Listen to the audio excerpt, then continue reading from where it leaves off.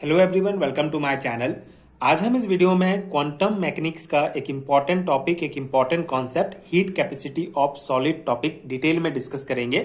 So heat capacity of solid को समझने के लिए दो इम्पॉर्टेंट थ्योरी, एक classical theory and second Einstein equation को डिटेल में डिस्कस करेंगे। प्रॉपर नोट्स आपको प्रोवाइड करूंगा जो आपके बीएससी एंड एमएससी लेवल के सेमेस्टर एग्जाम्स के लिए बहुत हेल्पफुल होगा। सो स्टार्ट करते हैं हीट कैपेसिटी ऑफ सॉलिड। सो इस कॉन्सेप्ट को समझने से पहले हीट कैपेसिटी क्या होता है ये जानना बहुत इंपॉर्टेंट है। सो हीट कैपेसिटी क्या होता है, अगर बेसिक डेफिनेशन हम देखें, so the amount of heat required to raise the temperature of a substance by 1 degree Celsius is called the heat capacity of that substance. ठीक है, तो बहुत ही सिंपल सा डेफिनेशन है। किसी भी सब्सटेंस, कोई भी जो सॉलिड सब्सटेंस होता है, उसके टेम्परेचर को 1 डिग्री सेल्सियस बढ़ाने के लिए जो हीट की रिक्वायरमेंट होती है उसको ही हीट कैपेसिटी कहा जाता है। ठीक है, बहुत ही सिंपल सा कॉन्सेप्ट है। पदार्थ का टेम्परेचर, किसी भी सब्सटेंस, किसी भी पदार्थ का टेम्परेचर 1 डिग्री सेल्सियस बढ़ाने के लिए आवश्यक जो हीट होता है, जो उष्मा होता है, उस पदार्थ की उष्माधारिता या हीट कैपेसिटी कहलाती है। हिंदी में इसको उष्माधारिता कहा जाता है। तो हीट कैपेसिटी क्या होता है, किसी भी सब्सटेंस के टेम्परेचर को 1 डिग्री सेल्सियस बढ़ाने के लिए जितनी हीट की आवश्यकता होती है उसको हीट कैपेसिटी कहेंगे। ठीक है, तो ये हो गया हमारा बेसिक हीट कैपेसिटी क्या है। इसी से रिलेटेड एक टर्म है स्पेसिफिक हीट, जिसको हिंदी में विशिष्ट उष्मा कहा जाता है। तो स्पेसिफिक हीट क्या होता है, if the mass of the substance is 1 gram then the amount of heat required to raise its temperature is called specific heat. ठीक है, तो यदि किसी पदार्थ की जो मात्रा होती है अगर 1 ग्राम है, ठीक है, किसी पदार्थ की मात्रा या उसका जो द्रव्यमान होता है अगर 1 ग्राम है, तो उस पदार्थ के टेम्परेचर को 1 डिग्री सेल्सियस बढ़ाने के लिए जो हीट की आवश्यकता होती है, जो उष्मा की आवश्यकता होती है, उसको विशिष्ट उष्मा कहा जाता है। ठीक है, तो दोनों का अलग अलग डेफिनेशन है। हीट कैपेसिटी बेसिकली किसी भी सब्सटेंस, कोई भी पदार्थ है उसकी टेम्परेचर को 1 डिग्री बढ़ाने के लिए अगर हमको के लिए जो हीट रिक्वायरमेंट होता है उसको हीट कैपेसिटी कहेंगे। एंड अगर हम यहाँ पे स्पेसिफिक 1 ग्राम पदार्थ की बात करते हैं, मतलब कोई भी पदार्थ लेंगे उसका जो मात्रा होगा अगर 1 ग्राम होता है तो 1 ग्राम पदार्थ के टेम्परेचर को 1 डिग्री सेल्सियस बढ़ाने के लिए दो हीट की आवश्यकता होती है उसको हम स्पेसिफिक हीट कहते हैं। ठीक है, तो ये दोनों डिफरेंट है। तो ये दो कॉन्सेप्ट हो गया। यहाँ पे जो है कांस्टेंट वॉल्यूम पर जो है एक इक्वेशन दिया गया है। So at constant volume the heat capacity is given by. ठीक है, तो हीट कैपेसिटी को कांस्टेंट वॉल्यूम पे हम इस इक्वेशन के द्वारा निकाल सकते हैं। ठीक है, जो होता है CV कांस्टेंट वॉल्यूम पर del E upon del T, and ये हमारा कांस्टेंट वॉल्यूम हो जाएगा। ठीक है, तो कांस्टेंट वॉल्यूम पर हम जो है हीट कैपेसिटी इस इक्वेशन के द्वारा निकाल सकते हैं। बहुत ही इंपॉर्टेंट इक्वेशन है, ये आपको ध्यान रखना होगा।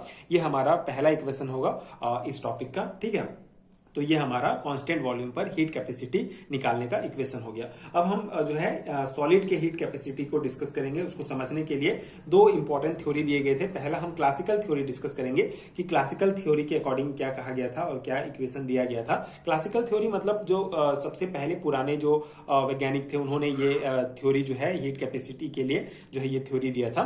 तो इसके आधार पर according to classical theory all atoms in a solid oscillate in all possible direction. ठीक है, तो क्लासिकल थ्योरी के आधार पर जो सॉलिड में एटम्स जो होते हैं वो बेसिकली ऑक्सिलेट करते हैं सभी पॉसिबल डायरेक्शन पर। ठीक है, ऑक्सिलेट मतलब दोलन करते हैं सभी पॉसिबल डायरेक्शन पर। And even at absolute zero oscillations occurs at a very slow speed. ठीक है, अगर हमारा टेम्परेचर एब्सोल्यूट जीरो पर होगा फिर भी उस स्थिति में भी जो एटम्स होंगे वो बेसिकली ऑक्सिलेट करेंगे वेरी स्लो स्पीड में। ठीक है, the energy associate with each atom will be equal to 3 kT। ठीक है, तो जो एटम्स के साथ जो एनर्जी एसोसिएट होगा वो किसके बराबर होता है, 3 kT के बराबर होता है। So energy equal to n into 3 kT, हम ये हमारा सेकेंड इक्वेशन हो जाएगा, जहां पे E हमारा क्या है, एनर्जी कांस्टेंट है, n होता है एवोगैड्रो नंबर। ठीक है, एंड यहाँ पे K जो है वो बोल्टेजमैन कांस्टेंट होता है। तो ये सेकेंड इक्वेशन आपको ध्यान रखना है, E equal to n into 3 kT, जहां पे के हमारा क्या है, Boltzmann constant, and Avogadro number, and E जो है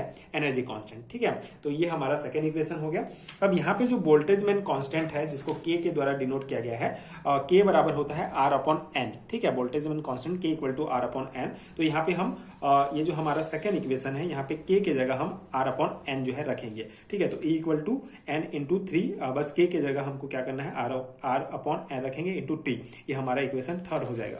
उसके बाद उसके बाद यहाँ पे इक्वल टू 3RT हो जाएगा। यहाँ पे n और n जो है यहाँ से कट जाएगा, जिससे हमारा फोर्थ इक्वेशन में E इक्वल टू 3RT बचेगा। ठीक है, अब इक्वेशन फर्स्ट जो है हमारा कांस्टेंट वॉल्यूम पर जो हमने इक्वेशन डिस्कस किया था, उसको यहाँ पे लिखेंगे और यहाँ पे E के जगह, ठीक है, जो डेल E है हमारा, तो वहाँ पे E के जगह जो है हम 3RT रखेंगे। ठीक है, तो CV equal to del E के जगह 3RT अपॉन डेल T हो जाएगा। ठीक है, उसके बाद यहाँ पे जो है डेल टी, यहाँ से टी बाहर निकलेगा तो डेल टी जो है यहाँ से कट जाएगा और यहाँ क्या बच जाएगा, CV इक्वल टू 3R। ठीक है, CV इक्वल टू 3R। अब R का मान जो है फिक्स होता है 1.99, तो यहाँ पे CV इक्वल टू 3 इंटू 1.99 होगा, जिससे हमारा 5.97 आता है। अब ये 5.97 क्या है, hence for solid substance the heat capacity पर ग्राम एटम इज अप्रोक्सीमेटली 6। ठीक है, तो किसी भी सॉलिड सब्सटेंस के लिए पर ग्राम, 1 ग्राम के लिए जो हीट कैपेसिटी हमारा निकलेगा वो निकलता है अप्रोक्सीमेटली लगभग जो है 6 होता है। ठीक है,